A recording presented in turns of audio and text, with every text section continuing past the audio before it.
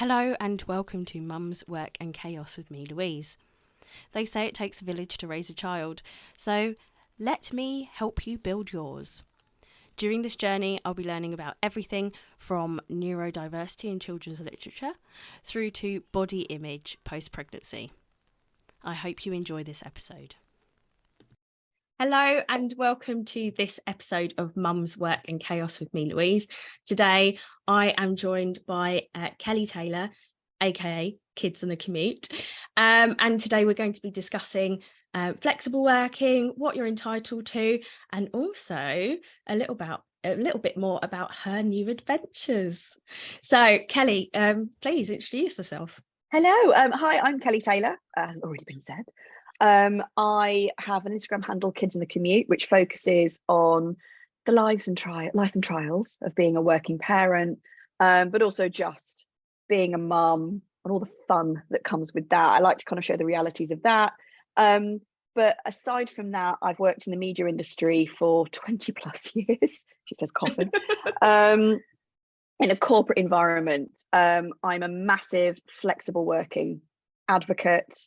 Also kind of key things for me are kind of like returning from mat leave and just basically finding ways to make sure that we don't lose the incredible talent that we have within the workforce when people have kids.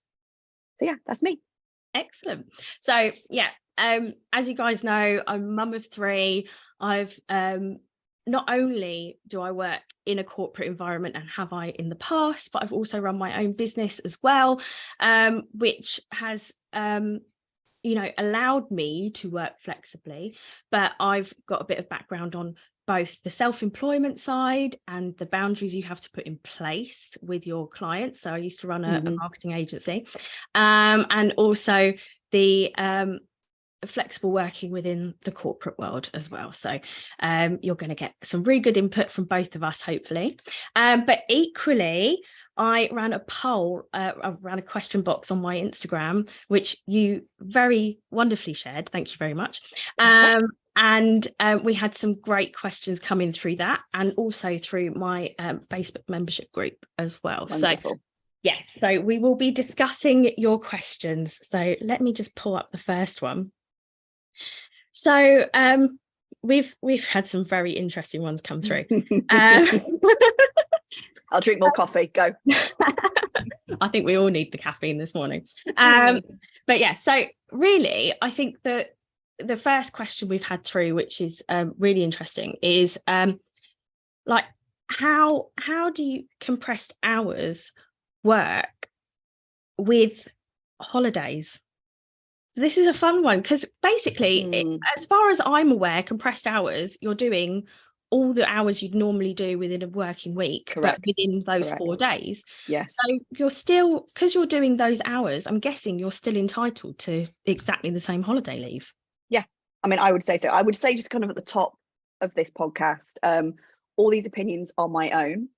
And because where I'm talking from and coming from basically is from a corporate environment when I'm talking about this, I'm perfectly aware that some of these answers will not necessarily apply to all jobs in the world. So my kind of experience comes from that. So just to be very clear, kind of at the top of the hour, as it were. Agreed when it comes to holidays. And it's quite fascinating because I've had this conversation multiple times with different people with different opinions. My personal take on it is that you're not doing less hours, and it's about the hours that you work, not the days that you work. So if you are doing full-time hours, so 5 days worth of work across 4 days, your holiday should not be prorated. However, I am also aware that there are some in another camp who say, well, hang on a minute, that doesn't work because of the way that the fact, you've got 1 day off that week, potentially, if you're working that way with compressed hours. It shouldn't work like that. But I'm still very much of the opinion, and I've looked at many employment policies, to be honest, leave policies about this.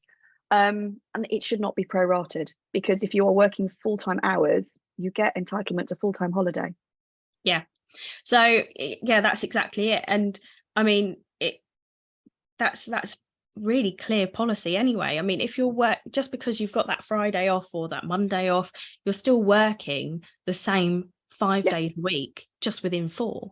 Correct. So delving into that a little bit more, I know that you work compressed hours. Yes. So how does that what does a day in a life of a 5-day a week in 4 look like? How does that work? Because I know you work a lot from home as well. I do. Office, And look, that massively helps. But I've found a way to basically schedule my day to make sure that I'm getting the most out of the working hours that I'm doing. That's massively important. So everyone knows kind of the setup that I had. I work full-time hours, so 5 days across 4, which ultimately means you're doing 2 additional hours per day across those 4 days to kind of make up the hours.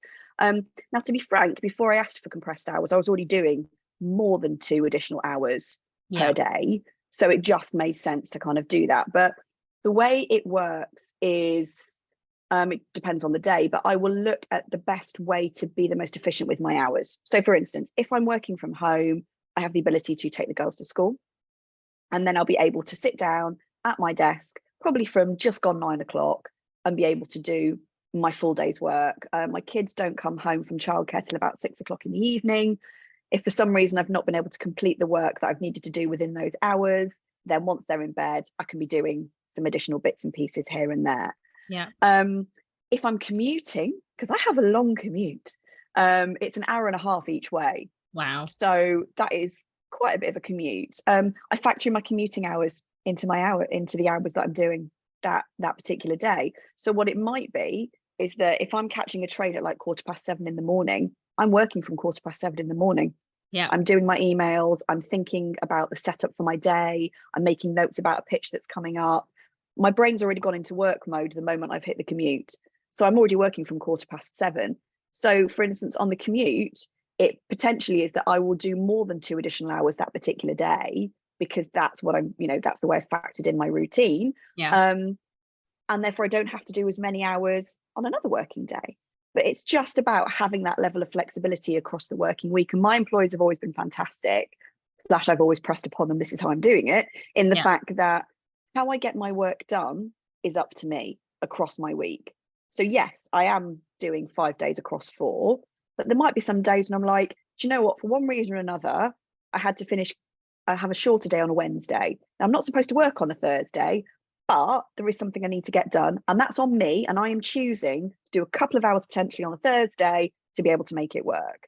But aside from that, I'm not a big fan of the clock in, clock out. And I'm not just saying this for me, I'm saying that I was the senior leader of a team, and I said it to all of them as well. Do what you have to get done when it needs to get done. If you happen to finish everything and you've not officially done your hours that week, that's okay, because there'll be another week when you might find there's some additional hours that need to get done. It's all 100%. About balancing it out across a time frame. Also, the thing that needs to get taken into account is when you have been doing a job for long enough, you do things quicker. And they're still of the same level of quality that they always were. I can work quicker having been in the industry for 20 years than I could when I was doing it for 5 years. So, I think there was a quote that from Anna Whitehouse, Mother Pucker, that was like, pay me for the years, not for the hours. And it's true, because I can do things quicker now. I so have therefore so it much shouldn't to say really, on that. but you shouldn't really get penalised for that. That's No. what's massively important. When I started working at the company I'm at now, I originally started on 4 days a week, but I was spreading those out across 5. So I was doing a full day Monday, full day Wednesday, and a full day Friday, and 2 half days on a Tuesday and a Thursday. And that worked really well for me. But equally, because I'd come from, it was a contract as part of, I was still running my agency at the time. I was running timesheets. And so I'd say, okay, yeah, I know. Timesheets. But some clients require them. No, they do. No, I get that. It's the mentality of like, oh yeah, 100%. It's horrible. But I would literally, I had a timer on my phone, and it was a business investment that I loved, because the minute I sent an email, the minute I opened my emails on my phone or my computer, they were all linked up, it would just run. It would just start. Minute the email was sent and the emails were closed down, it would stop. It was a fantastic piece of equipment. But it meant that I could accurately run my timesheets, and I could say, okay, I was sending Slack messages with this client between this time. I was running Teams messages with this client at this time. And so it meant that I could still, because I'd been offered a full-time job with this client permanently, it meant that it gave me those 2 half days to sort of like wind down my other clients. Yeah, I see what you mean. And tail my business off, because I wanted to move back to full-time employment. And so that was kind of helpful. But equally, it was still quite difficult, because it meant that I had to set hard boundaries. And so I had really to say, hard. I'm available to you between 9 and 12. Now, talk to me about how many times that got respected, because it's a half day. I'm going to be honest with you, quite a lot, because I'm so lucky. I'm so lucky that the CEO of the company that I work for is, yes, he's a man, but he's an advocate for women in the workplace and women in senior leadership, which is fantastic. And he understands, being a father himself, understands the challenge of young children. And equally, he has men within the organisation who have young children and who help out at home and are equitable parents. And I'm going to throw that term out there, because every mum needs to hear this. It's possible to have an equitable parenting relationship with your partner. You do not have to do everything on your own. So so because there are men within the organisation who are equitable parents as well, it means that he is a lot more accommodating in general. But equally, I report to my boss at work, our marketing lead, is a freelancer who works 2 days a week. And so it means that we both run the marketing together. We both implement everything together. And it might be that I do more implementation than her sometimes, but equally, she is our PR and comms lead. And so, you know, we have a really good way of divvying things up and getting things done. And because we both come from that freelance environment, it means that we work really well as a team, which is fantastic. But if anything goes wrong, and like one of my children has to come home from nursery and they're sick, then they're just like, okay, they're at home with you, they're sick, you know, that's it. If I have to do a Teams call with the camera off because I'm going to have a small person peering over my shoulder constantly for the next hour and a half, then that's cool as well. But equally, they've just been fantastic. And it's great when you've got a good employer who you can be open with. And I think the other, one question we've had in is around, how do you stop people contacting you on your day off? And I think from my perspective, that is setting the boundaries, and that is being honest with your employer. These are my days. This is what I'm doing. And I think as well, sometimes, I mean, again, I work from home. I don't go into the office at all. I think there's got to be that element of trust from your employer as well. And I think that it's very difficult if you're trying to do, you know, if you're trying to flexibly work or work from home and your employer doesn't trust you to get. No, but I think for me, this goes back to the moment you hire somebody. And I've always been a big advocate for, you hire the whole person. You don't just employ the employee.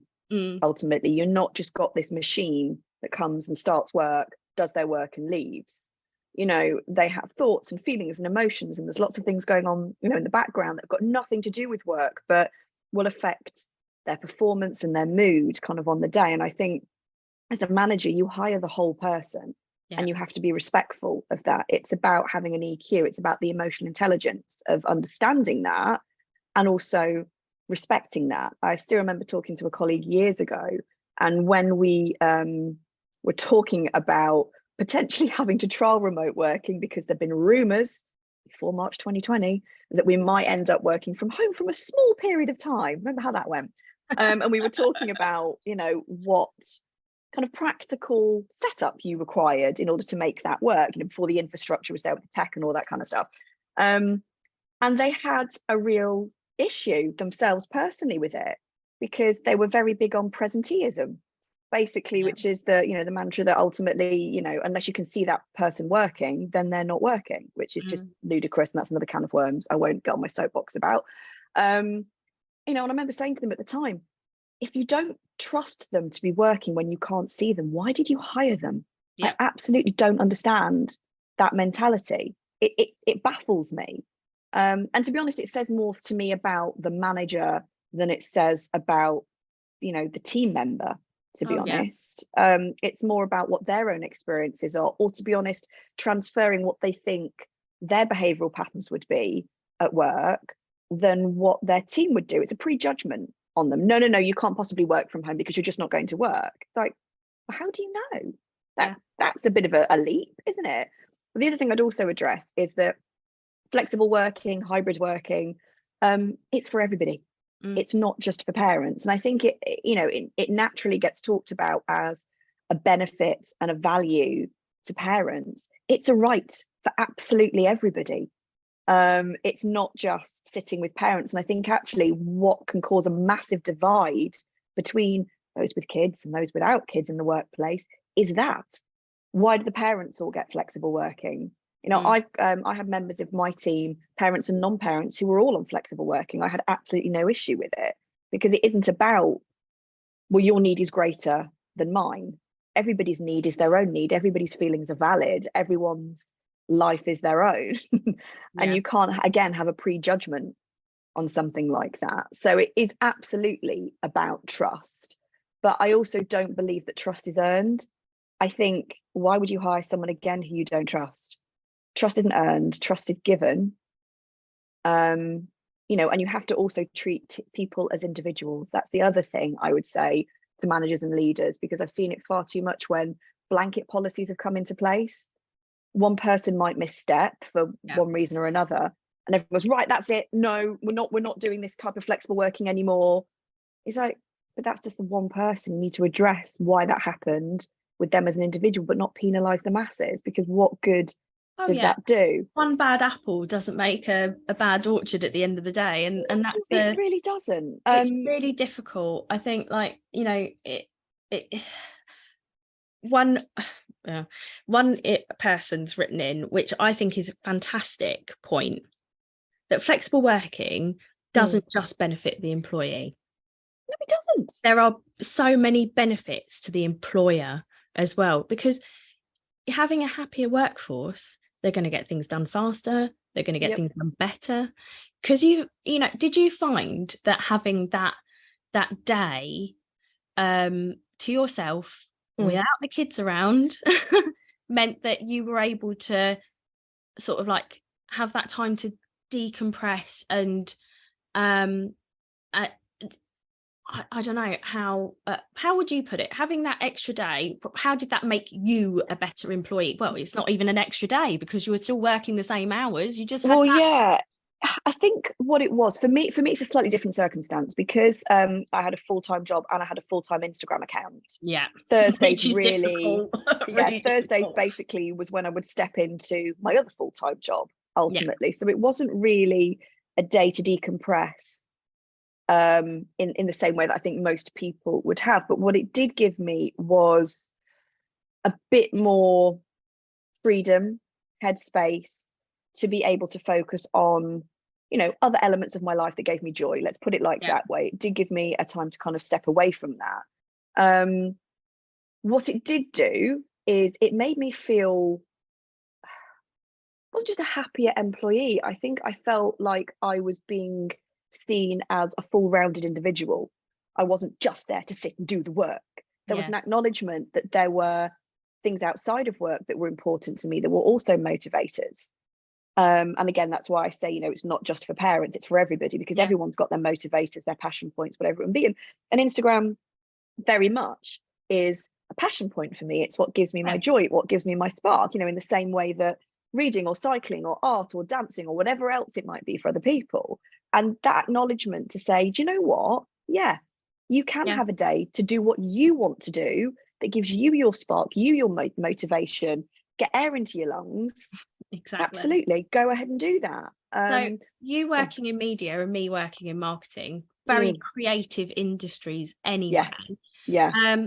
But equally, having that creative outlet, that time to be creative, I mean, especially if you're working in a maybe not as creative role anyway, I think gives you that opportunity to spread your wings a bit.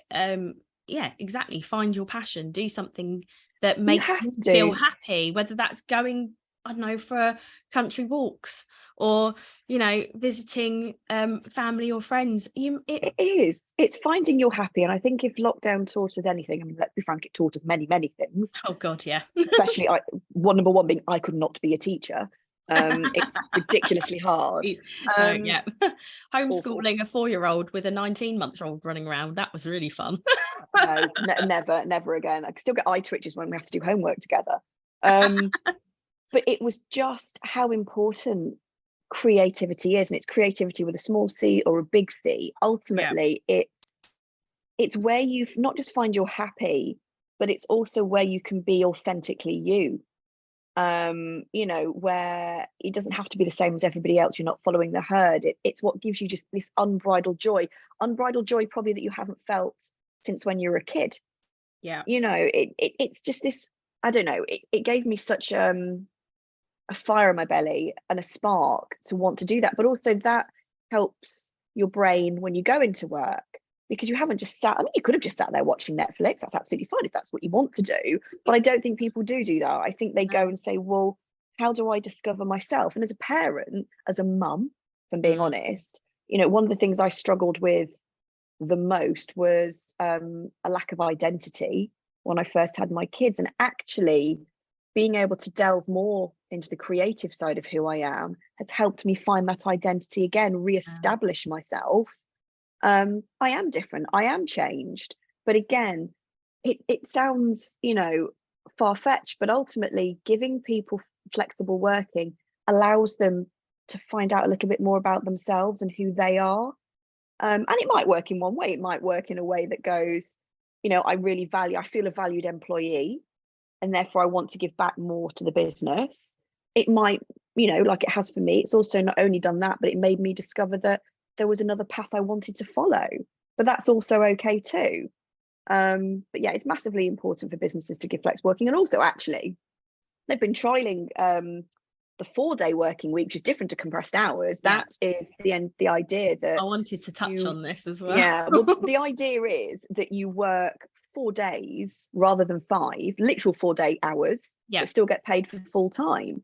And of the companies that have trialed this, it was over 100 companies that trialed it. Those that presented the data have found a myriad of benefits to that. Less sick days, people even taking, you know, we'll say less holiday. That's not a good thing, but people, you know, there was less sick days in there. People felt more empowered.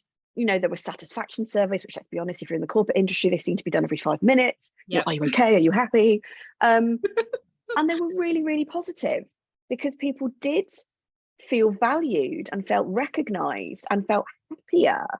And more importantly, not a single one of those companies that provided data saw a downturn in profits. And let's be honest, when you're first going to your company and you're saying, please may I work flexible hours in whatever kind of iteration you've chosen that works best for you, the first thing the company's thinking is, there's going to be a downturn in profits. There's absolutely going to be a downturn in profits. We're going to lose money if we do this. It's going to be too complicated to work out. How do we make this work? But so far, the data has shown that absolutely is not the case, which is fantastic. So yeah, fingers crossed that this becomes a full rollout. I think, you know, one of our listeners has written in and said, why are workplaces so scared about flexible working? What seems to make them hesitate?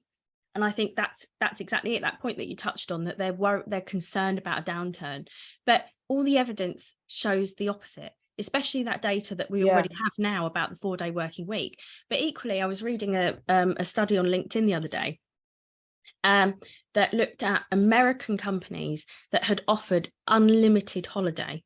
to their employees, and they actually found that their employees were not taking as much holiday as they would have if they had an allotted amount, and were more stressed and more likely to suffer from burnout because they felt that they didn't want to take the piss basically with the amount of holiday they were taking. And so a lot of companies who were originally offering this unlimited holiday bundle as part of their signing bonus agreement with their new employees were actually revoking it and enforcing the 28 days holiday again, because of this reason. They had employees who were unhappy, who were not taking care of themselves, who were not looking after themselves, because they were scared of looking like they were taking too much holiday. It's fascinating, isn't it, the way people's minds work? Because I have always been a bit fast and loose with my team's annual leave. I can say that now I've left, no one can get me now. Because I have, again, always kind of operated on, I trust my team implicitly. They know what they've got to get done. When they've got to get done, they're grown-ups. You know, this is not a parent-child relationship here, manager and team. This is we're all adults here. And I trust them to get done what they need to get done. So I've always been, whenever an annual leave, you know, kind of request would come through, you know, I'd be like, is anybody else off? Because we always have a certain amount of making sure the resource was managed, you know. Are these people off? Is everything okay? If you say it's okay, I leave you off, you go. Never did I ever check how much holiday they were taking. Now, I trust them implicitly, but I never checked. I never checked if somebody was taking more holiday than they should or shouldn't. But I find it fascinating that, you know, people were frightened of looking like they were taking the mickey, because again, I think that's a cultural thing within the business. I like to believe, and maybe naively, some people may be screaming at the screen right now, but I like to believe naively that if you've got the culture right in your company, you've created a safe space, you wouldn't actually behave like that. You might not take as much holiday. And I think that's where actually tracking what your team are taking is important, because it's not about making sure they're not taking the mickey. It's actually about making sure they're taking the minimum requirement. What I would argue is that when businesses do implement some kind of policy that says it's unlimited holiday, they have almost like an addendum to that, which is, it's unlimited holiday, take what you need to take, but you have a minimum amount of leave that you must take, which is X amount of days. That is mandatory. You have a mandatory amount of leave you have to take. And then if you take anything over and above that, fill your boots. Pretty happy with that. That's where it's not been managed. Giving people, you know, I don't know, making it open season on holiday again, you've got to look at the way people's minds work. You know, you've also got, you know, people who, you know, there's neurodiversity in there as well. So people's brains are going to be translating the messaging that they're getting slightly differently. They might be reading different social cues. They might be reading something slightly different into it. Businesses, I think it's irresponsible of businesses to just give a blanket policy like that. They need to have a look at their entire workforce and think, where are the pitfalls in this? Run a trial. I'm a big fan of trials for every different policy change you make, and then go, okay, right, where did we fall down here? Okay, fine. So it's not about taking away unlimited holiday. It's about saying, no, it's okay. We've realized our mistake now. You're not taking enough. You don't feel it's a safe space. So mandatory, 28 days a year, and then take more. I think that's the thing, is that, you know, like there's definitely an element of knowing the expectations on you from your employer, and your employer understanding that they can trust you to get your work done. And that's what it is when this person was saying, you know, obviously it's a two-way street, there's benefits for everyone.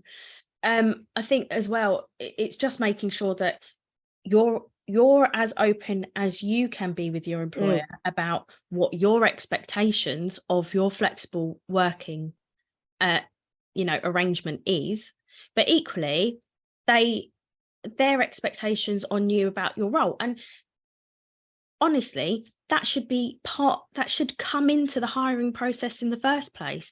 It because should. when you're now, I've said this a lot to a lot of people, but when you are interviewing for a role, it's not just to see whether they like you, and whether they like the way you work and the way you present yourself and everything else. It's a case of you working out if you like them. Yeah. And honestly, I lucked out massively. I got a try before you buy. I worked with the company for 2 months before the deal was sealed and we were full-time employment. I got to see the way they work. I got the inside track. I was so lucky. I got to get in there, get muck in. And I work for a startup as well, and I'm a generalist marketer, so I absolutely love it, because it meant that and also the other benefit of being in full-time employment compared to working for myself was that actually I get paid for doing training. Like, so recently I know that there are, and I apologize to the graphic design community, because I know that you guys listen, because I have a lot of friends who are graphic designers, but I use Canva for work. And I recently signed up. I mean, I've got a good understanding of Canva. I have a good understanding of Photoshop and InDesign as well, because I've had training courses on those in the past. But I started doing like the free Canva training that Canva runs. And when I was working for myself, I'm going to be really honest, I would not have found the time to do it. No. Because time is money, and because I was running timesheets as well for a lot of my clients and charging them per hour, it meant that I was trying to cram in as much work as I possibly could into the days that I was working. And in a lot of cases, I found that I was working more than 5 days a week instead of working strictly the 4 days a week that I wanted to work. Yeah. And so it's I've got a lot of I'm friends with a lot of people who are self-employed, who are freelancers and who run their own agencies, and the ones who are the most successful are the ones who have really strong boundaries with their clients and set out the expectations before they start working with them, and say, you are employing me for 3 hours a week. I will work for you for 3 hours a week. That's it. The minute those 3 hours are up, we're done. I think it's also a conversation with the company you're working for as well, as to whether or not they believe your job role can fit within the hours that you're discussing. And that has to be a key one, because I think you're right. When you first get employed and you have those discussions with them, you're setting your boundaries out from the outset. Now, it's not easy to do, because you're new and you're shiny and you want to make a good impression. So some of those conversations can be quite tricky. But then there's another side to it, which is you were employed to do X amount of hours or X amount of days per week a few years ago. And now circumstances have changed, or whatever it may be. And now you're looking to change your working hours.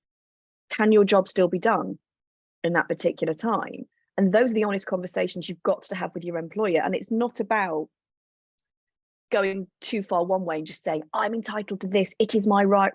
No. It's about a two-way conversation with your manager, with your employer, about whether or not your role can fit within those particular hours, and also having a really honest look at whether or not you are maybe doing things outside of the initial role for which you were hired. And it's fascinating when you actually sit down and look at it and go, well, actually, hang on a minute, that's strictly speaking not my role. It's just something that seems to have migrated toward me. That really needs to get handed back. So you also have to look at yourself and go, am I enabling certain behaviors? Now, we were talking about boundaries earlier, and I think that is a key one to have a look at, because for many years I was an enabler. I would quite happily moan and whinge about, this person's contacted me again on my day off, or I found myself doing this, and rah. And then I kind of almost had this second version of myself pop up and go, yeah, but you were kind of allowing that to happen. I'm like, yeah. I'm gonna, oh, it's okay, fine, okay, fine, I'll just do this. Oh yeah, it's fine, I'll just, I'll do this.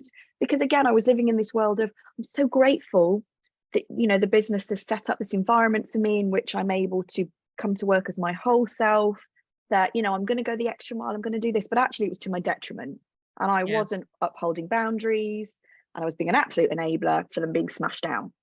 So I had to have a real look at myself and the way that I was operating. And actually, having had that shift quite a few years now, my goodness, it bought me so much more space, but it also bought me more space to do the thing I was supposed to be doing in the first place, because I realized just how much of maybe other people's work I was taking on, or spending too long on certain tasks because they weren't actually my task to be doing. So it was taking me longer to actually do it.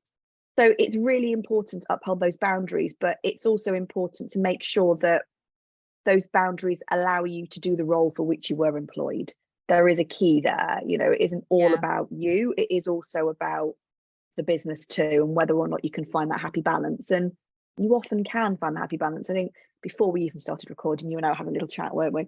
You know, and I do believe that in the corporate working world, to be clear, there is no reason that flexible working cannot be available to absolutely everybody. There really isn't a reason for that. I work with people like all over the world. So I have employees based in America. I have colleagues based in America, but I also have colleagues based in the APAC region as well, and based in India in particular.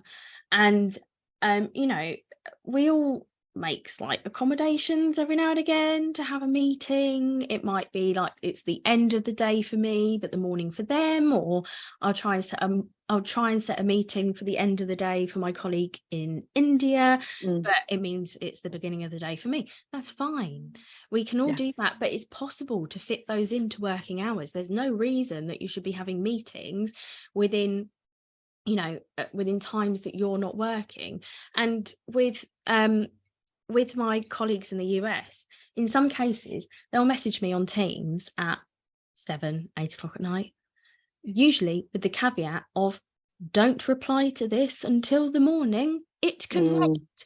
And I think that's the point of working within an organization that has a culture of respect and understanding the boundaries that are in place is fantastic. But equally, having an employer who understands that people have commitments outside of work.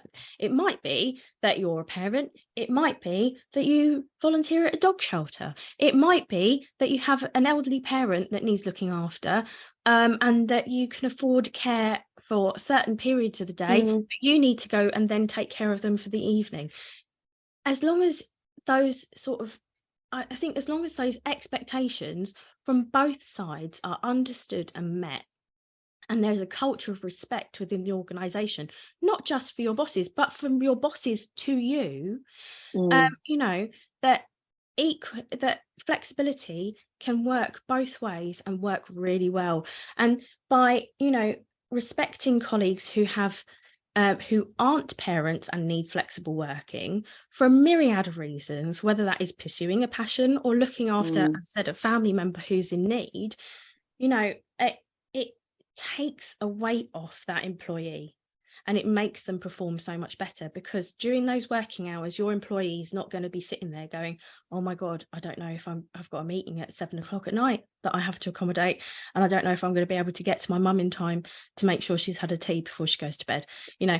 But there's so many different reasons, and that anyone might want flexible working. And you know, Anna Whitehouse, Mother Pucker, raised a really important point this morning as well, didn't she, when she posted her reel about a father who asked for flexible working and he had it denied, and his boss said to him, isn't that down to your missus? Like, seriously, there is such an archaic view when, you know, the world has changed. And especially during lockdown, my husband, his eyes were opened. He saw that between meetings, between phone calls, between emails, I was stacking the dishwasher, I was sorting clothes, I was putting the laundry on, I might quickly run the hoover around the living room, because it's such a tip. I'm looking at my living room now, you guys don't want to see it. It's disgusting. Mine is the same. I've got this really clear-ish background, but ultimately it's a disaster zone everywhere. I've literally noticed an empty hula hoop packet out of my periphery. It's nice. Really it's a shame it's empty. I love a hula hoop. Yeah, I know, I should be sneaking one. But yeah, no, it really opened his eyes, and him being able to work from home as well meant that we had a sit down. We said, right, okay, I'm going to do pickups and school runs on this day. You can do pickups and school runs on that day. Great. And so far we stick to it. And if there, for any reason, an important meeting comes up for either of us, because we're both senior leadership within our organisations, it means that one or the other will try and accommodate if the other one needs to do. Absolutely. Something. I think Ian and I are very similar. We've always, since we've both had the the ability to work from home, we always make sure that at least one of us, if one of us is in the office, the other one is at home in case the school calls, because they always do whenever both of you are away. They always do. Just to make sure that someone is always here. But we've definitely divvied up a lot more of the childcare and a lot more of the house stuff since lockdown, because we now work completely as a team. And actually it's quite nice because we've actually got to the point now where we both take the kids to school the majority of the mornings. Because we both like the walk. And actually it's quite nice because by the time you drop the kids off, you grab a coffee and you walk back together, child free. And you can actually have a conversation without being interrupted 11 billion times, which is usually what tends to happen. That's my favorite number as well. But it is really important to acknowledge that fathers have just as much responsibility with the kids. He's also had it, he's also had it where something similar was said to him and he pushed back and was like, no, because one, she works full time. But then he also did point out, he goes, but even if she didn't, I want to take my kids to school. That's me. That's what I want to do. It's not about whether or not somebody else can do it. I'm sure somebody else could do it if I was really stuck, but I want to, because that is my role as a dad. And that should be acknowledged. And going back to what you were saying earlier about kind of being accommodating for kind of teams globally, we've had something very similar to that. And I think, again, that is part and parcel of your role and part of the conversation you have with your employer, because if you are going to be having, catch-ups conversations and working with people, within different time zones, you also have to accept that there is going to have to be a level of flexibility, but it cannot be sprung on you. Like you said, if you're sitting there going, I don't know if I'm going to get a call at bath time, that's not okay. That's not respecting boundaries. Those kind of things need to be scheduled. And if people are like, well, I'm not sure. It's like, well, if you're not sure whether or not it's happening, then it can't happen. Now, admittedly, when you're dealing with clients, I appreciate it's not quite that simple. It's if you're internal colleagues, you can shift it. But if you are also answerable to a client, that is when it just becomes slightly more problematic, because they want something right now and your time isn't necessarily your own. But then I would like to hope that somebody senior within the team can help manage that relationship with the client and set the boundaries there, because that's a different type of boundary setting outside of your company with the clients that you're working with. When I was running my agency, I had 4 freelancers working with me. So I'd had a coaching session with the amazing Claire Ferreira, who is the founder of the Mums in Marketing group on Facebook. There is a membership group. Again, I've done a podcast with her recently, and I would 100% advocate that anyone within marketing, any mums within marketing, join her group, because it's an amazing place. But I had a coaching session with her and she said, right, I want you to write down everything you do. And then I want you to write down everything you don't want to do and everything you do want to do in 2 separate columns. I want you to divvy out everything you do into the things you want to do, things you don't want to do. And even I want you to put in things you do want to do that are outside of work. So whether that is going to a craft class or going to the pub once a week with your friends, or bathing your kids, doing something fun with them, going to the park. I want you to put it all down in this list of things you do want to do and the list of things you don't want to do. And that massively helped me because I decided to look for freelancers who were specialists in the things that I hated doing. And it worked. It meant that I was happier. I could manage the relationships with the clients because I like talking to people. That's cool. And we're going through this process at the moment, me and my eldest, of going through diagnosis for ADHD. But equally, being neurodiverse, it means that I am a bit of an out-the-box thinker, and so again it meant that I could offer more sort of strategic advice to my clients as well. And although my team could implement it all, there were some elements that I just really didn't enjoy doing, and it meant I'd procrastinate on it to the point where I wasn't getting done. And so I hired people to do the things that I hated doing. And so, although I might get a message from a client at bath time, I could then stick it into our Monday account, put the task in, divvy it out to the right person, get it done, knew it was dealt with, knew that the next morning, one of them would pick it up and run with it. And, most of my freelancers would, again, were working a particular set number of hours a week, and I wouldn't check. I'd just let them get on with it. I'd bill the client for the time, the job got done. That's what we were, working towards. And in the end, a lot of what I was doing was project-based as well, instead of time-based. And so instead of saying to a client, oh, we're going to take this amount of time, I'd say, okay, we're going to be implementing the SEO keywords into your web copy. This is we're going to charge you this. Yeah, and that was it. And it made it so much easier. Yeah, I can imagine. And also, but I think also when working with anybody, I think it's also important to have a look at what lines of communication, what methods of communication you have enabled. Yeah. So if you are just on email, great. You close your laptop down at a particular point in the day and you're done. I mean, it's funny, isn't it? You look back to before email. I mean, what do people do? Just work 9 to 5 and we're done. I mean, it's crazy. We go back to then. You go back to you look at Teams, and if you've just got it on your laptop, great, because once your laptop's done, but then you might have the Teams app on your phone, which I did, which meant that anytime anyone messaged, it could be me, or I was part of a group, so we're working in a global company. I'd be getting pings of Teams, and immediately my brain that had gone on, quiet mode when it came to work, all of a sudden sprang back up again because a Teams message had come up. And even though it wasn't for me, all of a sudden it just reactivated some thought process about something I had to do at work, and my brain's whirring again. So I realized, right, I'm going to have to put Teams on mute mode the moment my work is finished. If you have a separate work phone, amazing. Once you finish, your phone goes away. Those are your hours. It's gone down. If unfortunately, like myself, you decided it was really sensible to give out your own personal number, you have to be wary that you could get WhatsApp messages.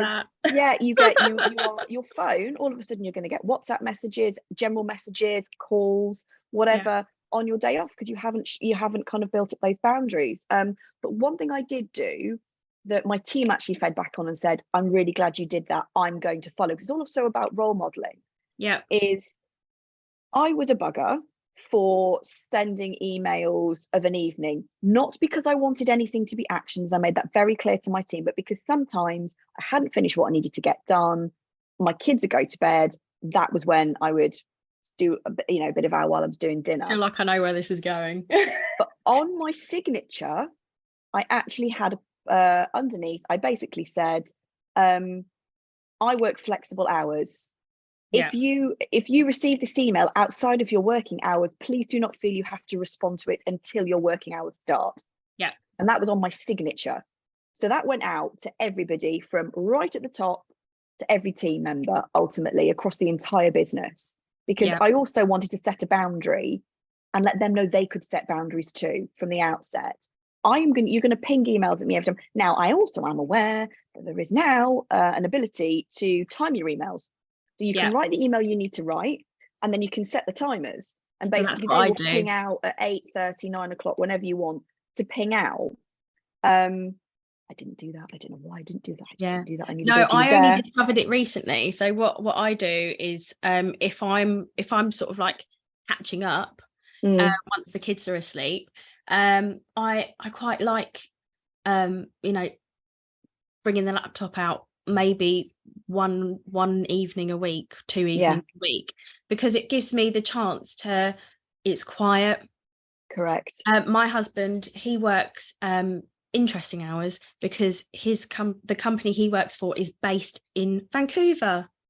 So he works he works between he does like to log in first thing in the morning anyway and sort of catch up on work, but it might be that he potters around and he does stuff before the real work day starts, before everyone else comes online. So he's got colleagues all over the world as well, but equally he starts sort of like 11ish, and he might have a break in the evening where he'll come in, have tea with us, help with bedtime, and then he'll go back out and have calls with his colleagues in over that side of the world. And he's actually been in the process of dealing with Japan as well, which has meant he's had phone calls at 1 a.m. But again, he takes that time back through the day, which is fantastic. But I like to take the laptop every now and again out when he's working away. It means that I've got that time and that headspace to concentrate without my colleagues messaging me. I block out my evenings between 5:30 and 8 o'clock in my calendar. That is blocked out. I have colleagues that block out the first hour of their day so that they can do their admin and write their to-do lists and get started on the day without having to have business meetings. Because I've got a colleague over in the US who's based in Baltimore, and then there's us in the UK, and so he blocks that time out because that is 1 o'clock in the afternoon for us. So we don't then start having meetings with him until 2 o'clock in the afternoon, which is fantastic because that means he gets that headspace to start his day. But I think calendar blocking is a hugely beneficial thing. It sets the boundaries out to your colleagues. But equally, when I was working 4 days a week, I put my working hours in my signature, and I put my working hours in my team status as well. So, and you have, as you said, you have the ability to schedule your teams as well, to show certain times as off limits, and you can also make it so that it sends a message like an automatic reply. So if you do get a message outside of your working hours and your Teams is logged off, you can set it so that they get an automatic reply that's basically like an out of office that says, my working hours are these. I will reply to your message as soon as I come online. I mean, I've seen some people have put things like, I'll get back to you within 24 hours of receiving this ultimately. I'm the same. I'm a calendar blocker. I always have been. But I'm not just a calendar blocker. I'm also very vocal about what I'm doing because, again, there's nothing to hide here. No. I'm not doing some kind of dodgy practice. My team knows damn well on a Friday, I'm not taking any calls or meetings after 12 o'clock because that is my time. First of all, why is anyone making a meeting at that time on a Friday? Baffles me. But also that is my time to catch up on all the admin that I haven't been able to do. And it's really important to make sure you do that. The other thing I would do are stealth days, and I recommend stealth days to everybody. They're working days, but you cancel all of your meetings. You don't take any calls. And I used to say to my team, I'm taking a stealth day on Wednesday. If you need me and it's super urgent, you can WhatsApp me, but I'm not responding to anything or anyone. This is a stealth day because I don't know, I've got a strategy document that I need to work on or something that I need to focus on. And quite frankly, unless I carve out an official time for me to be able to do that, I'm not going to be able to do it. So be quite vocal and say, you guys are more than welcome to take stealth days. And that's the other thing as well. Again, messages to managers and leaders. It's not do as I say, not as I do. For me, it's very much if I am permitting myself to be able to do it, I'm also permitting my team to be able to do it, which again is why I would always be very, very honest with them, about what it was. I'm about to lose power in my Mac, there we go. About what it was that I was going to do, and also tell them about the benefits and the values of why I am operating like that. I inadvertently have stealth days most Mondays, because Mondays, the lady I report into, as I said, is a freelancer. And she works 2 days a week. But again, she works those days across the week. So it is honestly, she's hands up, she's amazing. But but on a Monday she works from another client's office, and so I can Teams her if I want to, but generally I'm a senior marketer. I've been in marketing for the last 15 years, and one of the most amazing things, again, when I started in this role, as we were talking about prior to us pressing record, my as well as running my own marketing agency, I had a previous life as a bridal wear distributor. And so, but within that, I was doing the logistics, the marketing, the PR, the picking and packing. I was running the trade shows. I was doing all the sales. It was me, one man band, until I hired a sales administrator and a sales rep. And so it meant that, so when I started my agency, and when I started, especially when I started working joint full-time employment again, I had huge imposter syndrome. Yeah. Huge imposter syndrome. Because I was like, I have a degree in marketing. I have not always been just in marketing. And so to come in, and I mean, I started my career in tech marketing. I'm back in tech marketing again, but I had this huge like self-doubt. And when I got asked to take the role on full time, one of the things the CEO said to me when he was trying to convince me to come on board was, he's like, I was like, yeah, but you know, I did like 3.5 years in distribution, you know, that's not, you know, what does that have to do with anything? And he was like, you can get things to and from different countries with ease. You know what you're doing. You know, if we have to get things to a trade show in the US, you have the experience to do that. Yeah. You're joining a startup, you know, and you know how email marketing works. You've built an audience from scratch. You understand how sales works and how marketing integrates with sales. And so it was just like, oh my God, all these skills are actually really transferable. I'm an idiot. Exactly that. I can do this. And I think a lot of it as well is like the ability to know that we are capable of doing the job and coming across confident when we ask for flexible working. So when I initially started, I was like, I can do 4 days a week. And I will happily spread that over 5 so that I'm available, but these will be my working hours. And they were like, that's fine, because I was open, honest and confident when I went into the initial negotiations for my part-time for my initial contract.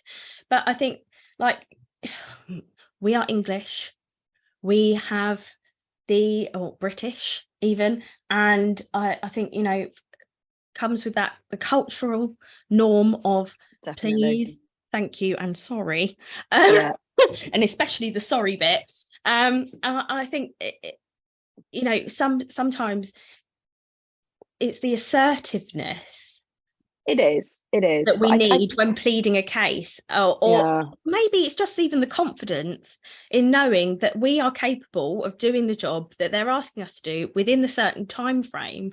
And so when we present that to our bosses, it's coming across confident, being sure of our abilities, and not sounding too demanding, but equally not sounding too airy-fairy about it. I know, and it's, you know, one of the pieces of advice I would give if people are putting in applications for any level of flexible working is be really clear about what you're actually asking for, and show that thought has gone into it. Show, you know, these are the hours I wish to work. This is how I'll distribute the hours over the particular days that I'm asking for.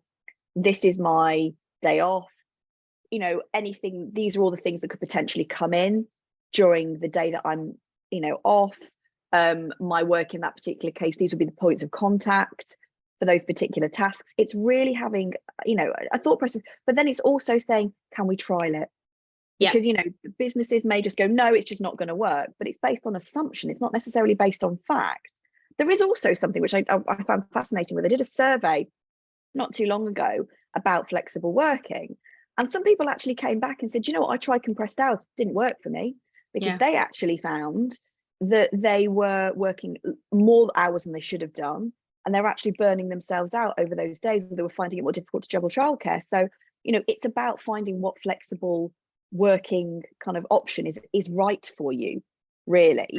So it's a trial just as much for you as it is for the business to see, you know, where are those kind of issues that you might need to address, or pinch points, or wherever it may be, but also just to dispel any myths for both parties. Yeah. Ultimately, businesses are like, no, you're not going to be as productive, or there's going to be too much work on that particular person, or this is go. Do you know what? Those are all really valid points.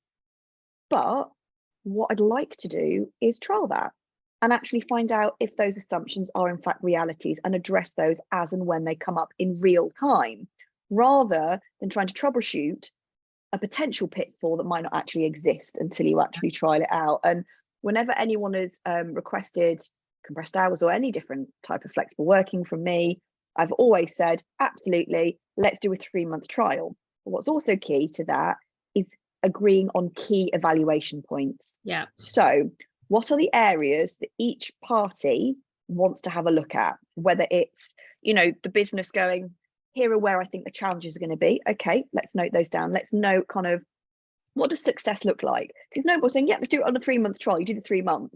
And then the business goes, yeah, I don't think that worked. And you're like, well, why? Well, I don't know. I just didn't feel it did. Right. Because no one actually set out any KPIs here. Yeah. So you need to know what success looks like for both parties. And also, where you think, when you're saying, oh, I don't think you're going to be performing as strongly. Okay, well, what areas of performance do you think are going to be those metrics? What are we measuring here? And be really clear about it. To be able to put your case forward and say, yeah, okay, this is what we've got to do. It has to work for both parties, but you also have to be very clear about what you want, how you see it working, and also what the measurements of success are going to be, so that you can look at those evaluation points at the end of those 3 months and have a fair conversation about it. Yeah. Lloyds Bank recently recently put out, well, I'm going to phrase it as a demand, because it was. And the wonderful Pregnant and Screwed, please, again, if you're a mum in working, please follow her. Even if you're a mum and you're not working, thinking about returning to work, please follow her. Sign everything that she asks you to, because it all goes towards your rights. And equally, take every questionnaire she pops out there, because all of that information is so useful to her, but equally to employers across the country.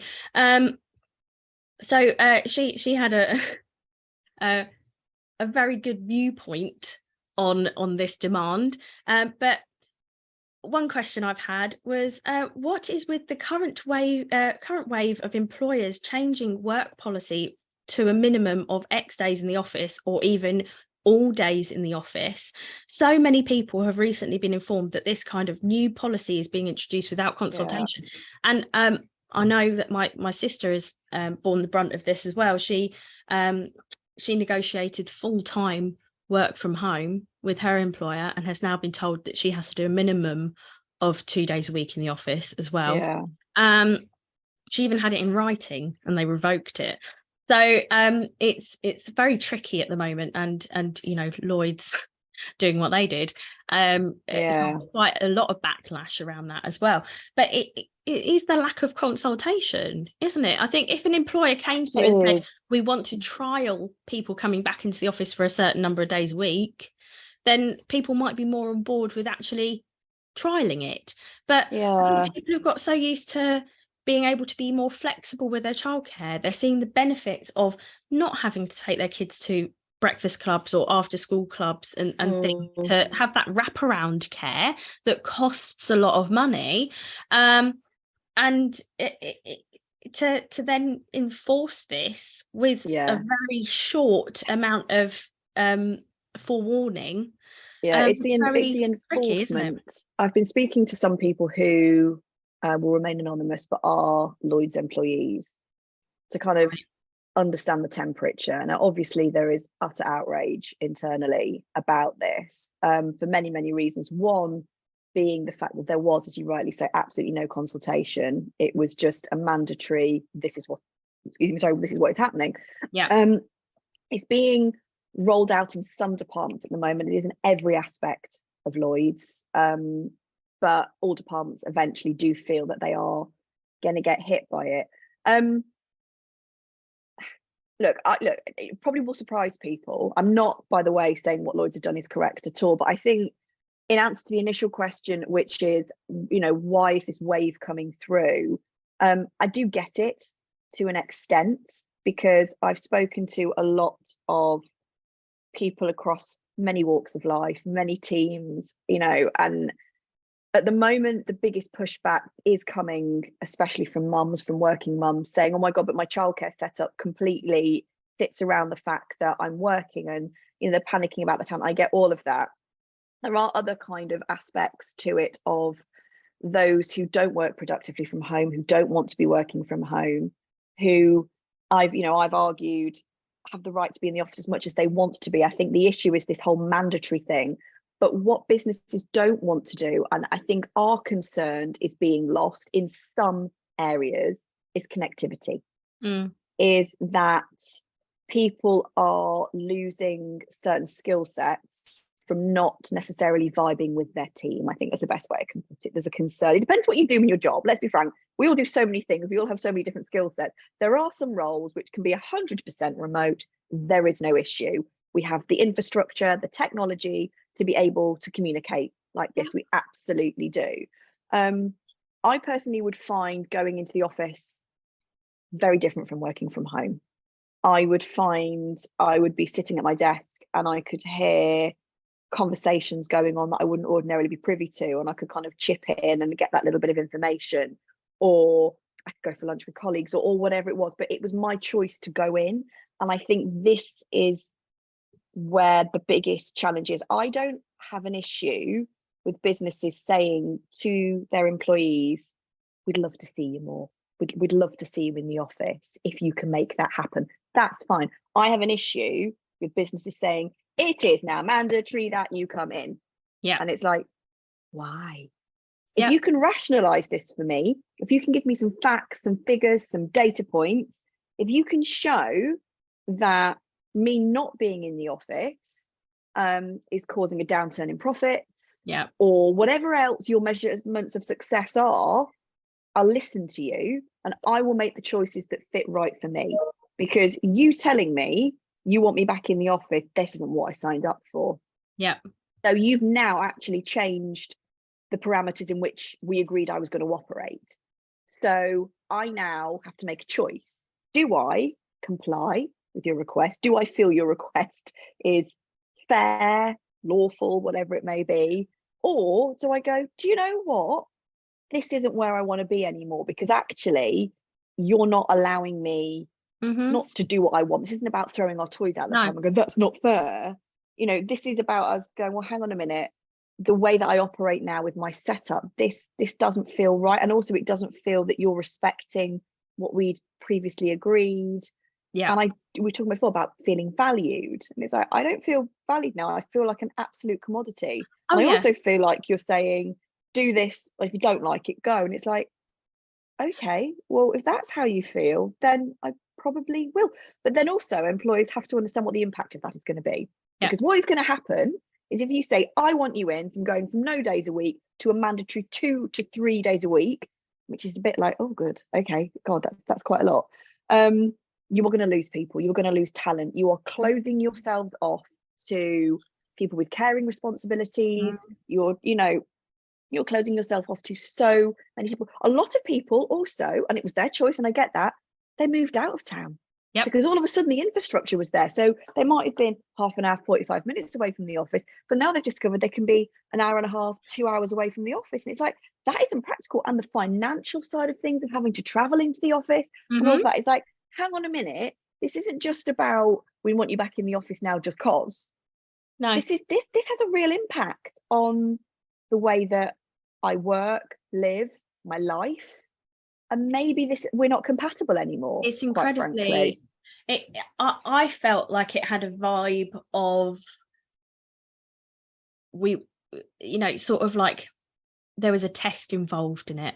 Do you know what I mean? And equally, you're used to the word comply. Do I comply?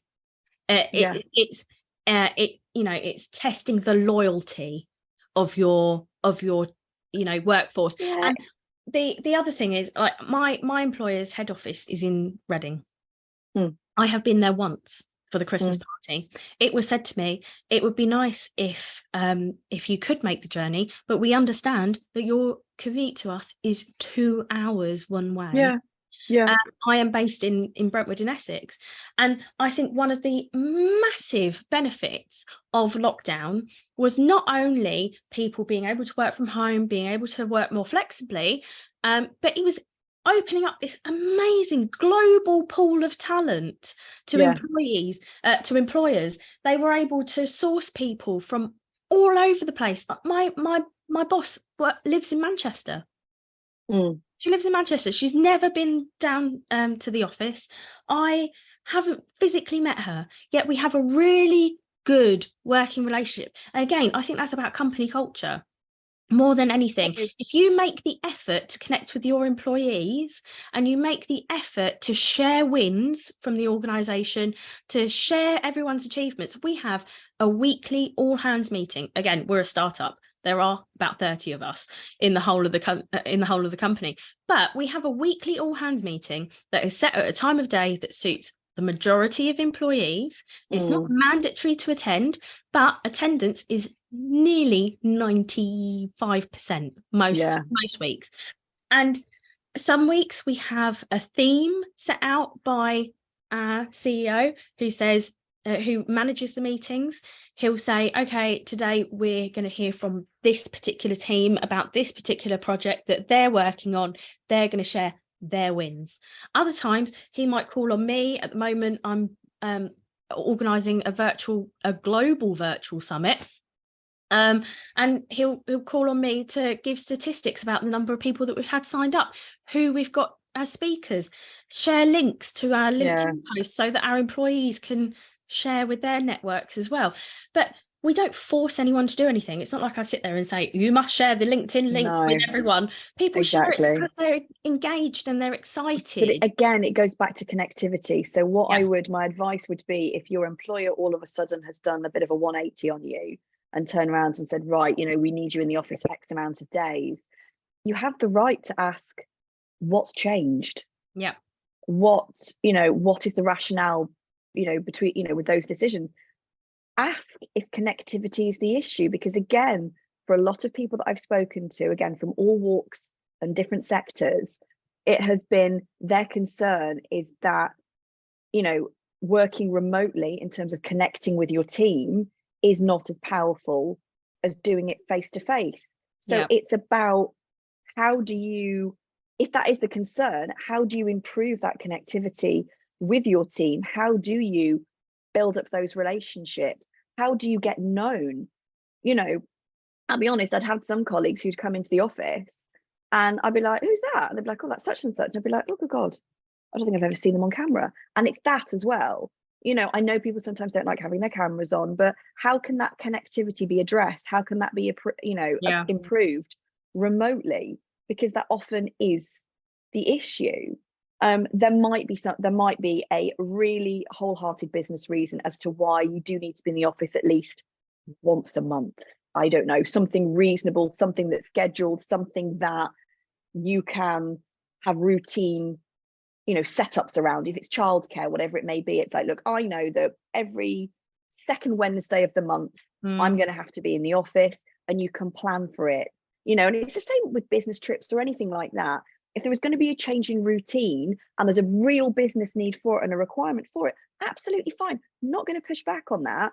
But I do need to have advance warning, because I do need to make sure that I have got my own, infrastructure at home firm enough to be able to accommodate that. I can't just switch it off like that. And, I can't talk to my, team member who lives in Wales and say, by the way, we need you in the office in London, who's got 2 small children, who's going to right, that's not going to work for me. You can't do that. No. And it shouldn't feel like you're being tested that you can. And for some people, I think it does. It's like, well, you weren't able to come when I gave you an hour's notice into the office. And it was like, of course I flipping well couldn't. That wasn't a reasonable request. And again, it's about reasonable request. It's about accommodating your team members. It's not about, throwing them a hospital pass. No. It's not okay to do something like that. And they go, well, you weren't able to come in when I said you were able to come in. And it's like, no, because it wasn't reasonable for you to ask me to do that. Yeah. My husband is traveling to Vancouver for work in about 2 weeks' time. He's made it very clear that he needs ample time to plan trips, especially because, you know, again, head office is in Vancouver. So he needs ample time to plan trips. He needs to check that those dates are that we as a family unit are able to accommodate those, because again, as we know, I work full time. We have 3 children who are stupid ages, and luckily the younger 2 are in nursery 4 days a week. But on a Monday, my mum is here. She looks after the kids at my house. She is, as Anna, again, the wonderful Mother Pucker, said it, she's my wraparound care. And it, you know, God bless her, she does an amazing job. But like, we have to make sure that that request, that as a family we're able to accommodate that.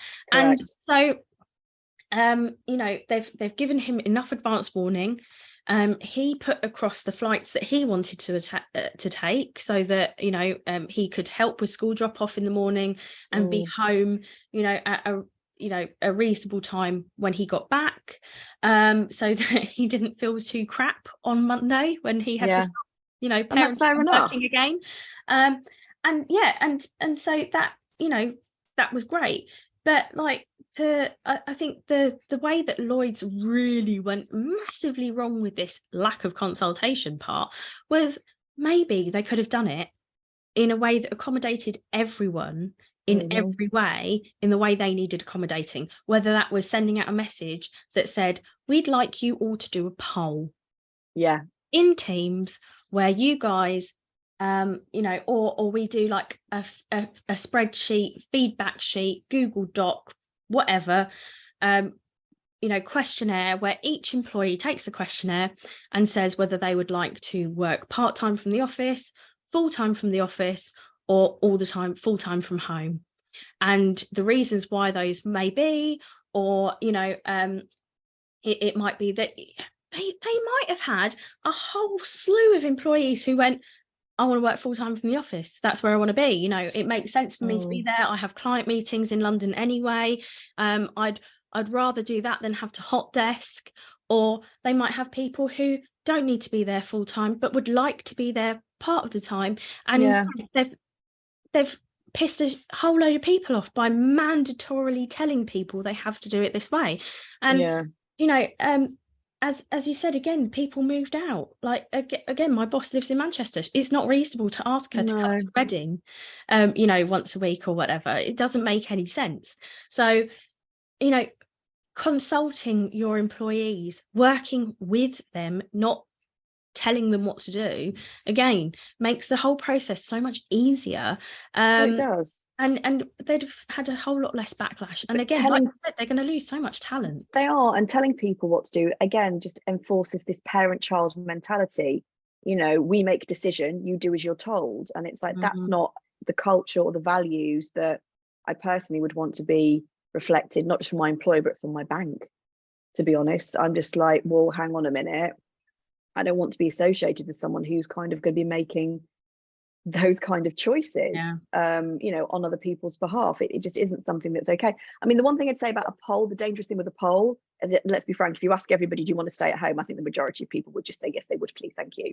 But I think it's about taking the temperature of your employees, like you say, it's listening to their feedback, but also not putting a value on the feedback you get. For instance, and I mean by that, people going, is their point more valid than that person's point? It's about going, if we do this, what's the impact going to the business? Do we accept that, not just about we're not going to be very popular, quite frankly, but actually, do we accept that we're going to lose some key talent here? Can we afford to do that? Also, again, what's our reasoning for doing this? What are we missing here in the business? What is remote working not giving us? Is it presenteeism? Is it connectivity? What is it that we actually have a problem with? And if you can outline that, you can start to work out what the strategy needs to be. I guarantee there are so many employers who would really do want more people back into the office, but they haven't done it because they've evaluated and gone, actually, is it for business reasons or is it for my own personal view? You know, or I think people should be back in the office. And it's interesting, the more people I see that say, actually physically look at that person going, oh, they should be back in the office, they're always of a similar demographic.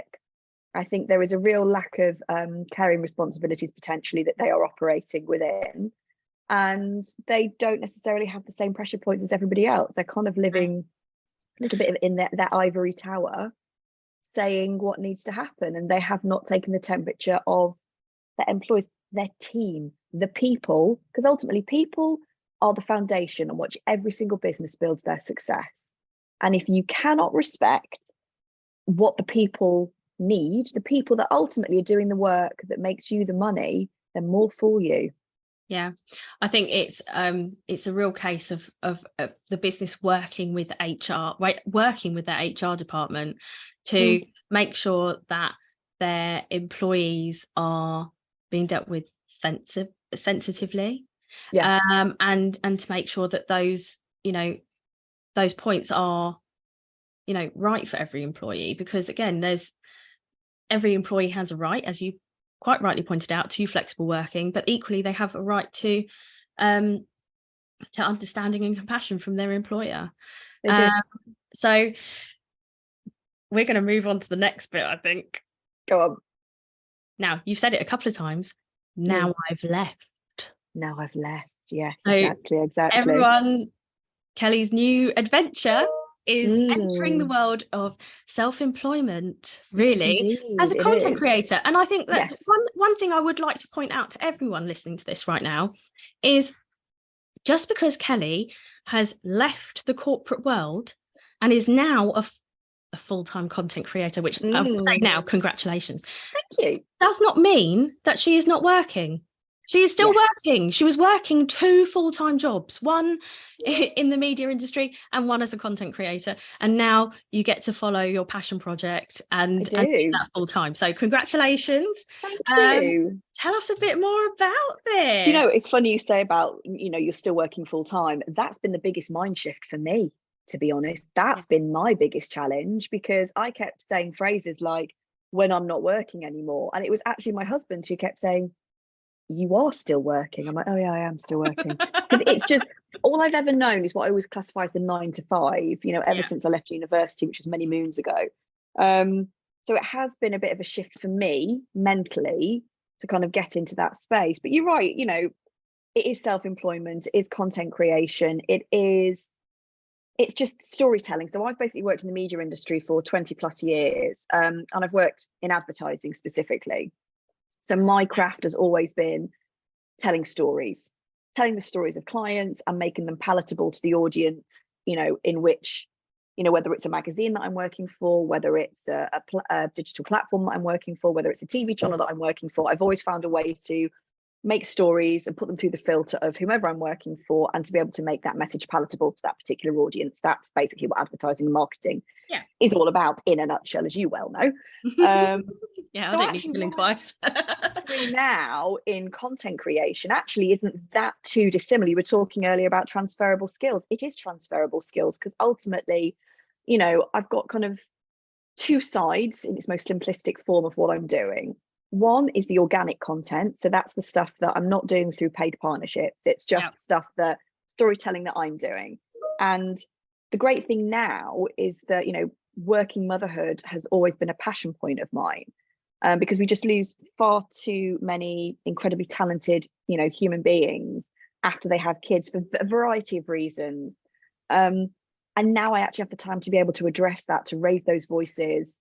You know, I look at people like Anna and Jolie from Mother Pucker and Pregnant and Scrooge and think, you know, they're making a real difference, and I want to make a real difference. But the fact of the matter is that there is so much that goes into telling those stories, starting those conversations, changing people's viewpoints, that it is a full-time job. You know, I laugh, it's gone from a 9 to 5 to a 24/7, because you're now constantly thinking, how can I tell that story? And I know what I want to say, but how is that going to catch people's imagination, make people want to engage, make people want to share that message with as many people as possible, so that you can, you know, get people talking about these particular topics? It's massively important. But yeah, I came to a crossroads, and I was like, I can stay in a job which to an extent is risk-free. I've been there forever. I know everybody, you know, I'm senior, I'm in a happy place, I love my team.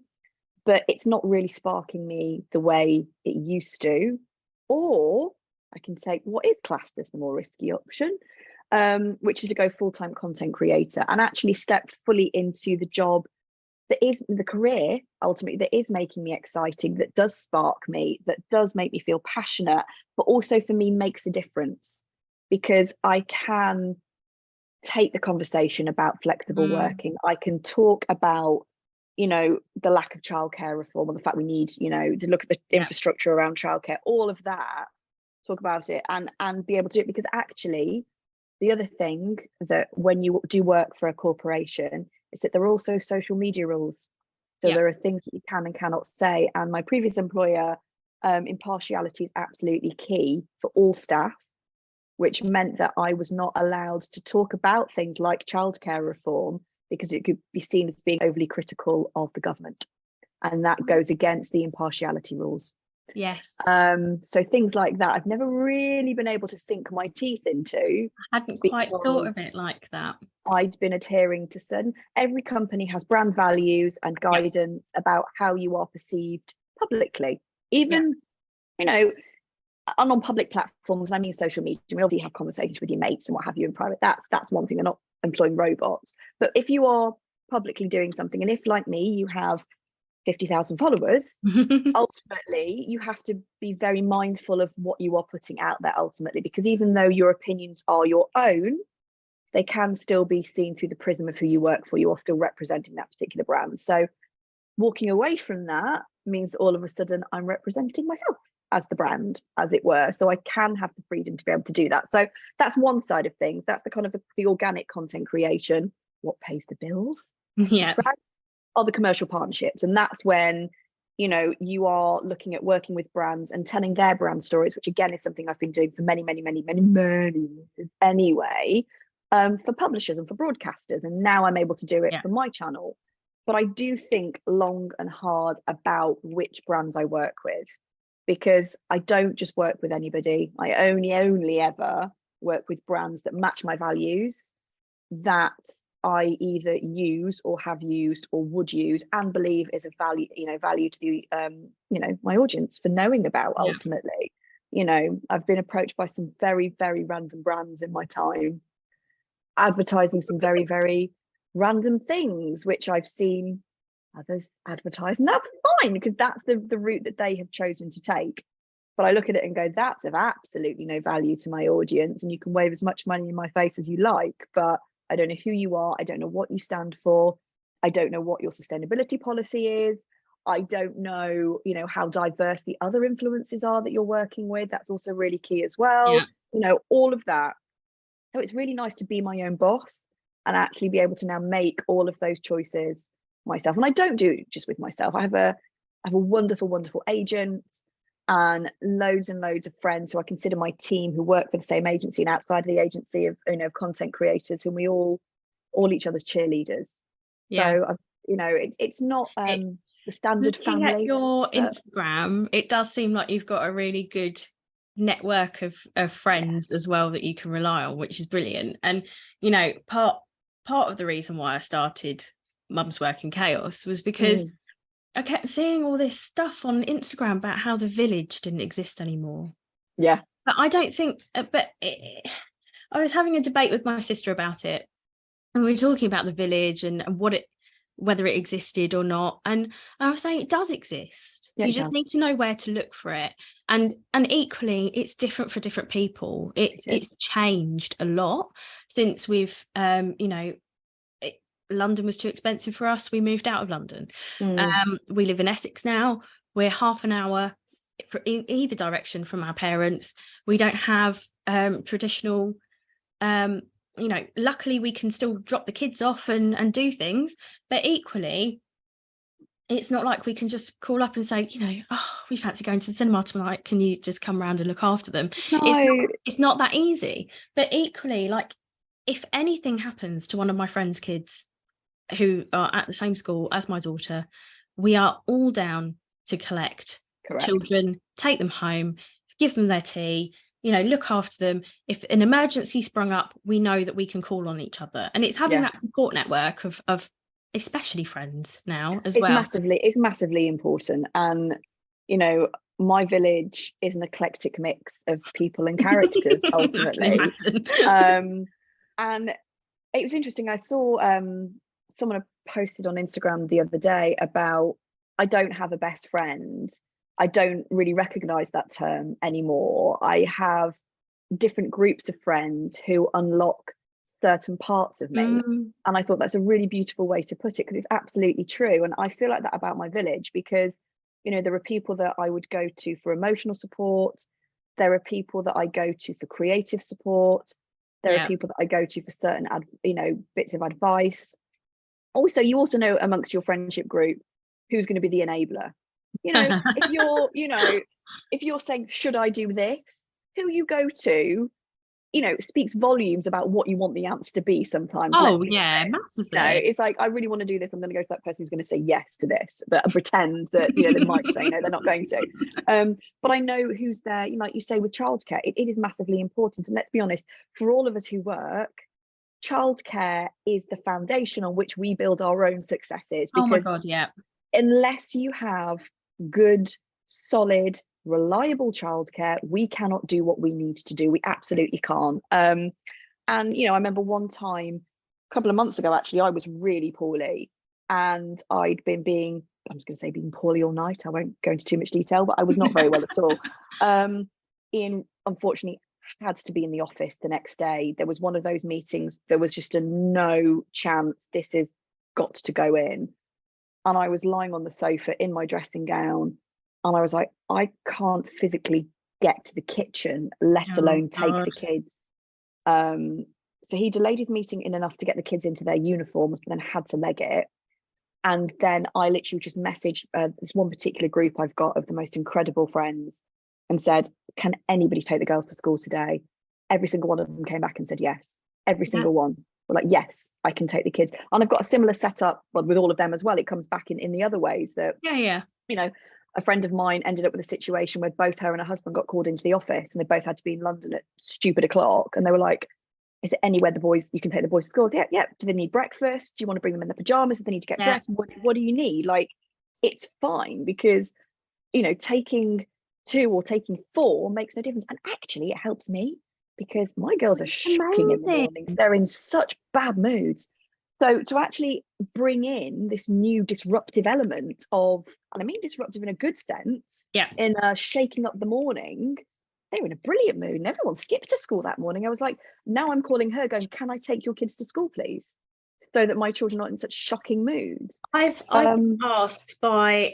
had friends who have offered to take my kids to school because, especially my daughter to school, because their kids didn't want to go. I find that, like, you know, they were having a particular struggle with their child wanting to go into school anyway. Especially during the strikes was difficult, because they you know, their siblings weren't at school, but they were. So our children are in year two hasn't striked as much, or neither is year 6 because of the SATs. And so it's meant that that they've had to go in. And in this lady's case, her the other 2 kids are older and younger and were off. And so it meant that this child didn't want to go into school. She offered to take my daughter as well, and it really helped. It does. Really helped her kids. And so, you know, there have been cases where we've got to the lane ready to walk down, and someone else has literally just opened the car door, got their kid out, and I've been like, join the train, we're going, let's just go. Well, I'll walk your kid for you. And it just makes so much of a difference. I'm very sorry, I'm going to have to plug my laptop in. No, go. It's absolutely fine, don't worry.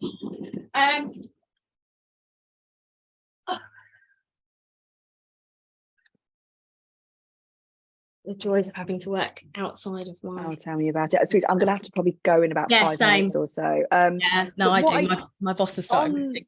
On the point of kind of having that village, you know, it is massively important. You do need that support network, but it's also important that you identify in the nicest way where you think those needs are going to be. and cultivate that. You know, I've often heard people talk about a village and go, I don't have a village. Like you've said, you probably do have a village. Just don't realise. You don't realise, but also, have you made an effort to create that village? Because a village just doesn't appear to you. You know, you do also have, there is a responsibility to cultivate that. 100%. You know, you can't, for instance, you know, maybe not get involved at school in a particular capacity. I'm saying this as someone who's on our version of the PTA, you know, and then when you do have a problem and go, oh, I need someone to help me with this. And it's like, but have you, I don't know, have you been involved? Have you, you know, been an active member? I suppose sounds awful saying that. I know for some people it's not quite that easy and what have you, but you know, you do need to reach out occasionally and ask for help, but also, you know, you don't have to give it back. That it's not really how those relationships work. No. But you know, you can grow your village. And I know some people don't find social interaction particularly comfortable. Anna Martha at the moment's got this brilliant ribbon movement, which I just adore, and I don't know if anyone's familiar with it, which ultimately is a lot of the reason that people, if they're struggling, if they're out with their kids and they need a nappy or some wipes, or they just need some emotional support, and we don't want to offend someone by asking them, you know, are you okay? Like I've seen some mums before and they've been maybe struggling with a child in a supermarket, and I'm looking at them not because I'm judging them, but because I'm trying to read their social cues of, do you want me to come over? Can I help in some way? What do you want me to do? What I love about Anna's ribbon movement is if you tie a ribbon to your bag, it basically says, I am here for you. Yeah. If you need me to provide you, if I've got it, with something, a nappy, a snack, a drink, whatever it is, I will help you. There was a lovely story that she shared the other day. One of her followers had messaged in basically saying that she'd had some particularly bad news and she was in the middle of the park. There was no one she knew around. And then she saw a mum with a ribbon tied to her bag and she just went over and said, can I have a hug? I've just had some really bad news. Straight away, there was a hug. And it's that kind of thing. But again, I think people don't often feel comfortable in social situations to have those conversations or to start them up. I mean, I'm a talker. Same. Come as no surprise to anyone. You know, I am that person who, I think I have that kind of a face. I'm always asked for directions. I'm always asked for the time. I'm always asked for whatever anybody needs. People will just strike up conversations with me randomly. And I don't just think it's down to the Instagram. This has been happening years before I had an account, and potentially people might recognize me, but it's happened for years. So I know I've got that kind of face and I have that kind of personality that will just chat to the person on the checkout in the supermarket. I will chat to the person in the post office queue. You know, that's who I am, but not everybody has those natural conversational skills. So it is much more challenging to create that village. But if you can find a way to come out of your comfort zone, the benefits doing that are absolutely massive. And as I say, I've just got this group of incredible humans in my life who I can go to for whatever I need. And I know that they are always going to be there, and not because there's something in it for them or because they're expecting me to give them something back. And it's a like, it's not, because that's not really how friendship works. And that ultimately is how you just cultivate your village. But we need it, because when your child is sick, when there are strikes, when you're sick, when you get called into a meeting, when something overruns, when you're trying to avoid the nursery fees because the trains are delayed, all of those things, you need there to be somebody, a group of people, whomever it is, that you can call upon and say, please, can I have help? And that's the other thing we need to get better at, asking for help, because there is no shame in asking for help, none at all. And it's just say, please, can you help me? Yeah. And get the help that you need. I think that was one thing I found really difficult, even when I started working, was asking for help. You know, knowing my limits. And I think that's the other thing, is knowing your limits. Like, what are you capable of? How much of your time can you give to other people? But equally, like, what can you offer? So like I posted a video up on my stories last night. One of my friends is still suffering with long COVID. It's awful. And so out of this group of mum friends from school, we all take it in turns to do kids and things, but equally there isn't as much expectation on me because I work full time, but I will be there and I will do the things that I'm able to do. So in this case, her daughter comes with my eldest daughter to dance lessons. It basically means I pick them up from school, I shout at them until they get ready, I take them over to the dance lessons, which is a 2-minute walk from my house, and then they go and dance for 2 hours. I do the rest of my work, pick up my kids from nursery, pick them up from dance lessons, and I feed everyone dinner, which is just crap I stick in the oven from the freezer, I'm going to be honest. And her friend loves it because she gets crap from the freezer, which is great. She loves it because she gets to spend this time with her friend outside of school. I love it because all 4 of them play together, and her friend likes playing with the babies love her, and generally overall I get so much out of it. I get this extra person in my house who's a novelty for the time, who keeps everyone doing different things and away from me for an hour. And I also get the benefit of my friend being a great baker. And she bought me homemade cheesecake last night. That's just worth it in itself, isn't it, really? Homemade cheesecake. And overall there are so many benefits to being part of the village that include the distraction of other children in your home, which sometimes is amazing. You can't. I mean, now I'm moving to self-employment. Obviously I have a greater level of flexibility in terms of when I work and when I don't. And my friends and I have joked about that, because they're just like, so you're providing the summer holiday childcare for the full 6 weeks then, are you? And I was like, not on your life. Because my own, I need quiet to create content. Well, this is it. I mean, they're only joking, because that's it as well. I'm now looking at holiday clubs, because like you rightly say, self-employment doesn't mean I'm not working. It means that I have a greater level of flexibility. Absolutely. Also means I have to do my own taxes now, which sucks. We're an accountant. I've got one. It's my brother-in-law. But the great the village is helping. It is the village. It is the village. But it is great because I can actually, joking aside, if they are stuck, I can do a day for them. It isn't actually going to be too much of a problem. Again, as long as it's semi-factored in, it's not too bad, because I do still have treatments to write, briefs to answer, all the other stuff, content to create, stories to tell, whatever it is, filming, mood boarding, directing, whatever it is I'm having to do at that particular time, that still has to happen. And I do have more flexibility to do it, but at the same time, even during school hours as well, I was talking to my friend last night, and I was saying to her, if you get stuck, I can absolutely have your kids back. I can just pick yours up at the same time I'm picking mine up and feed them all together. It doesn't matter, because actually in those hours I probably wasn't going to be getting much done anyway, because the kids are here. So having an extra few bodies doesn't really make a bit of difference to me. It just means a couple of extra chicken nuggets and chips in the oven ultimately. Amazing, and that's how it. much fun they can have on a swing, a trampoline, and access to a freezer full of ice cream. That it's just ice lollies for us. I'm just like, help yourself to ice lollies. It's frozen juice, go for it. I'm not too fussed about that. Fill your boots ultimately, and job's good.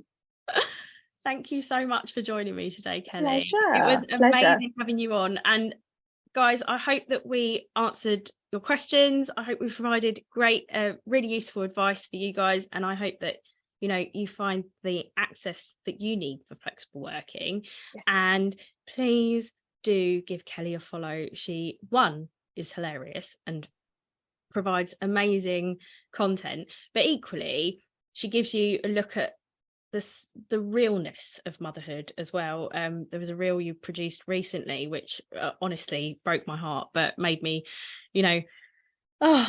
it made me feel very validated. Honest, I was honest as a new mum. I think it's really important, that one. I would it was a brilliant reel. It needed to be said, and I think that it goes towards helping other mums feel that validation that they need, especially in those early stages of motherhood, which it's just poop, nappies and if there's one I could advise everyone checks out if you do come to my account, Kids in the Commute, it's If I've Been Honest When I Came Back from Maternity Leave. That's the one that I'm probably the most proud of, And I've had so many messages from people telling me I've shown that to my HR department and it's now being shown in our company. So people understand what it's like to come back. That is the type of, I know one of the questions I was asked is, what's the type of content you want to make more of? That is the type of content. Just to hear that people have been showing it into their HR team and the HR team are adopting it to show to the rest of the company. That is the kind of content that needs to be out there. Amazing. Well, we look forward to seeing more of that content, and I will make sure to share that reel to my stories as well, so everyone listening today can see that. It is on my plans to start building out a proper highlights deck for everyone to see.